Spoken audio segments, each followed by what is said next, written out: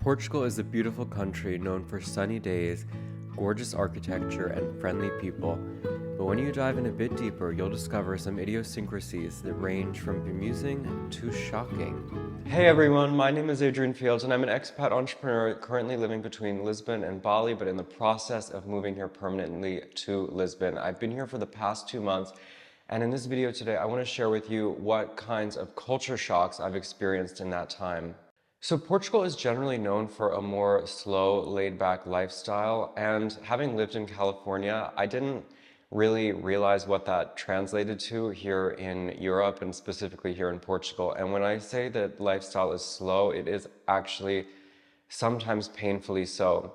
So a couple examples of that. First of all, a bunch of businesses close in the afternoon for 2 hours, usually between 2 and 4 p.m. And this really struck me when I had joined a gym in Chiado, and they closed between 2 and 4 o'clock. And usually I like to go to the gym around 1 or 2 p.m. So this started to drive me insane because the hours that I would like to go to the gym, they would be closed for, I guess, their like very long extended lunch break. And it's not just gyms, which again, you would think like, why would a gym be closed for 2 hours in the afternoon? And it's not all gyms and it's not all businesses, but it is a lot of different types of businesses. Certainly the smaller shops often close for a couple hours in the afternoon. So you kind of have to plan your day strategically for when things are actually going to be open to do them either in the morning or in the evening. So another thing that moves really slowly here is bureaucracy in general. I already told the story of how it took nearly 2 months to try to get a bank account opened at the terrible Novo Banco, which I really recommend to stay away from if you're planning to move to Portugal.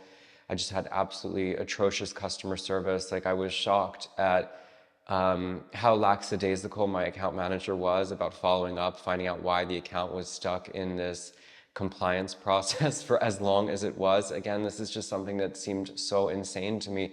I've opened up bank accounts in Indonesia and it's like a same day situation. And again, I think that this depends on the institution because on the other hand, in the midst of this drama, I came back to Lisbon specifically to deal with the banking. I went to a different bank called Bank Inter, and there after 3 days, my account was already active. So I think that it depends a little bit on luck and it depends on bureaucracy. However, Portugal in general just has a notorious reputation for being very slow and having a lot of bureaucratic hurdles that you have to jump through. Again, just if I look at the bank account situation, the kinds of paperwork that I had to provide for that was a lot.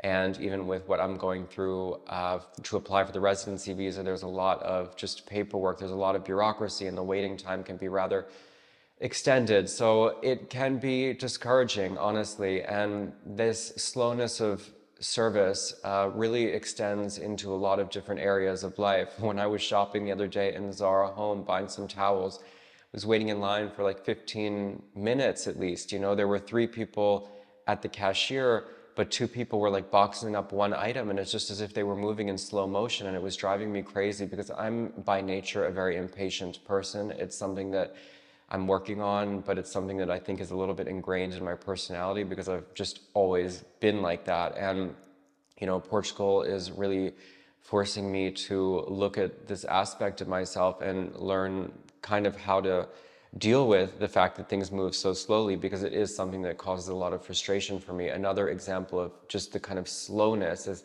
sometimes how slow people walk on the sidewalk here. And it's like the sidewalks are little, so they can only accommodate 2 people on the sidewalk, which is either like one person walking one way, another person walking the other way. But what happens often is you'll get like either an old person that's walking right in the middle and they're moving at, you know, like a tortoise pace, or you have a couple that's usually tourists and they're like holding hands, taking up the whole sidewalk, just leisurely strolling about, enjoying the city, which, you know, good for them. It's a beautiful place to stroll about and enjoy. But, you know, I'm a former New Yorker. When I'm in a city, I walk with purpose and I walk with a certain sense of speed because usually I'm walking because I want to get somewhere. I just do not like walking slowly. And there are a lot of people here who just hog the sidewalk and go very, very slowly. So it really is another culture shock thing, just that the pace of life not moving at a pace that I am typically used to or that I prefer, of kind of, you know, things that move a bit faster. But you know, Europe in general has, people say, a slower pace of life, and that's something that maybe we as Americans or even North Americans are just not used to, because we're kind of obsessed with productivity and that, you know, we want things done like like this basically, but here it really is not like that. And it's frustrating, and it honestly takes some getting used to if you're not used to it. And again, I'm saying this as someone who's lived all over the world. I've lived in Europe before.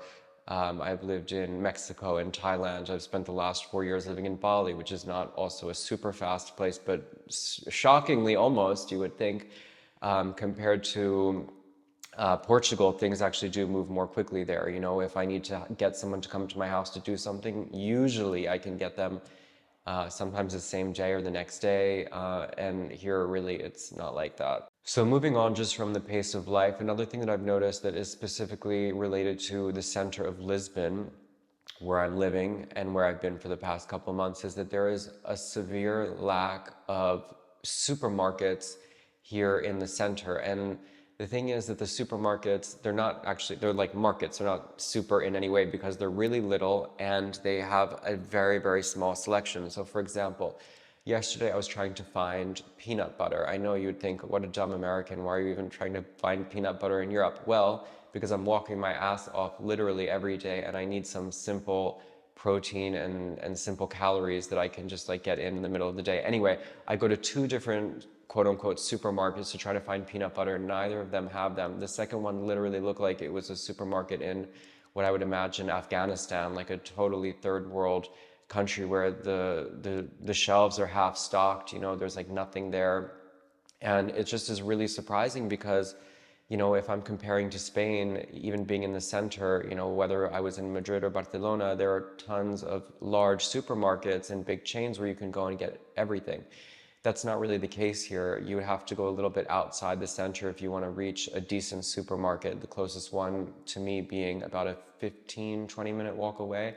They have an Auchan, and it's in this shopping mall called Amoedas.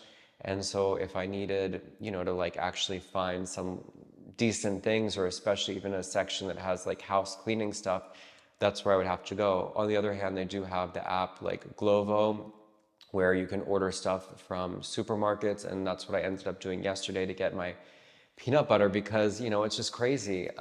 They do not have enough good supermarkets here in the center. Again, I think it's just because land is, or space is such at a premium. It's a very small city, very compact, and so they just don't have space for large supermarkets. Now, the other thing that's related to that, related to just lack of space, is that they also don't have a lot of, or really hardly any, good gyms in Lisbon in the center. So this was starting to become an issue for me yesterday. I was desperate to find a gym because I've been here already a week without working out, and my body just starts to feel like, okay, I need to go to a gym, I need to exercise. And so I went to two different places yesterday. The first one, I got a very cold welcome at the reception with a lady who didn't speak any language other than Portuguese, which, you know, I know it's my responsibility to learn Portuguese. I'm a visitor in this country, and I do believe that when you're in your own country, you should be able to speak your own language. But I went to her, and as I go to every person here, and I begin with, Desculpe, você fala... I have to actually pronounce it with a Portuguese accent, or try, Desculpe, você fala inglês, espanhol, ou francês? So I always give people the option, do you speak English, French, or Spanish? Those are the foreign languages that I speak. I'm not going to offer to speak Indonesian because I doubt that anybody here has that as their second or third language, whatever. But I speak 4 languages, so it's not like I'm a totally dumb American who's just coming here like expecting everyone to speak English.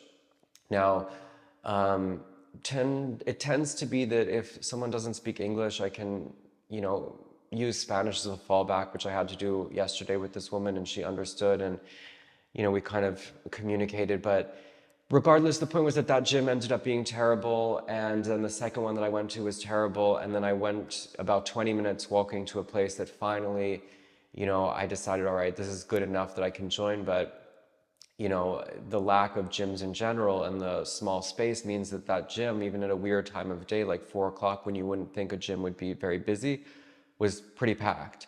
So it's kind of a challenge in that regard. I think that when you are in the center, it's really helpful if you have some mode of transportation so that you can actually go and reach some of the, you know, basic necessity types of things that you might need, like going to a gym that's further outside the center, or going to a decent supermarket that's outside the center, these kinds of things. You know, for me, I don't take public transportation, so it ends up being that my only mode of transport is either my 2 legs, or if I'm gonna, get in an Uber, but clearly I'm not going to get in an Uber every time I want to go to the gym. So, that again, if I'm comparing to Madrid and Barcelona, it really was not the case. Like there were many large gyms right in the center to choose from that were walking distance from both places that I was staying in each of those cities. So, again, just another kind of culture shock and challenge specifically related to Lisbon. I don't know how it is in other cities, so I can't imagine it's much better, but I don't know yet because I still have a lot to explore here in Portugal. Another culture shock that you might experience when you first get here, specifically to Lisbon, is people aggressively offering to sell you drugs in the street. So I think a lot of people know by this point that Portugal has decriminalized drug use. That doesn't mean that it is legal for everything, but it means that they're not arresting drug users and putting them in jail. So people are quite brazen about offering you cocaine outside of bars, outside of nightclubs. It happens very frequently. It's not something that I've experienced in many other places. Again, just so brazenly.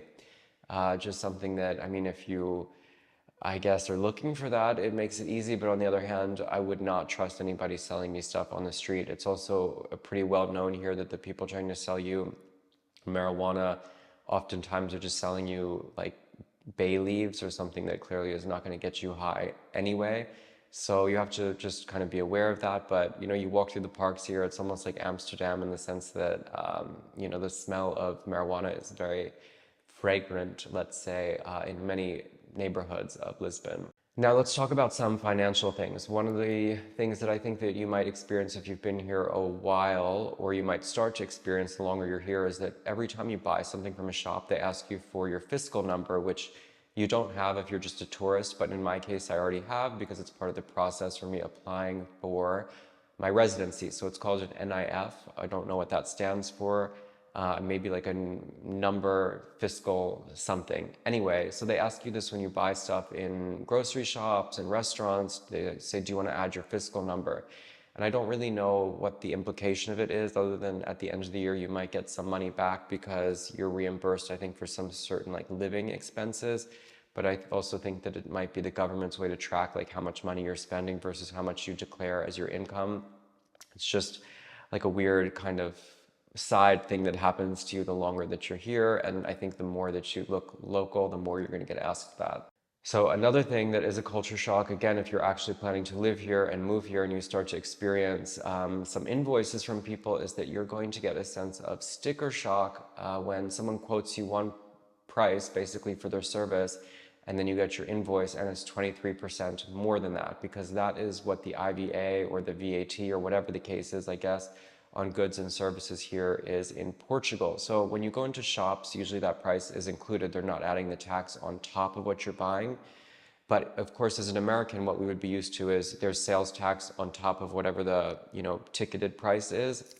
However, here it's the opposite, because when you get an invoice from, let's say, as I got an invoice from my real estate agent, I was expecting to pay her 1 month's commission on my rent, which is 1,800 euros a month.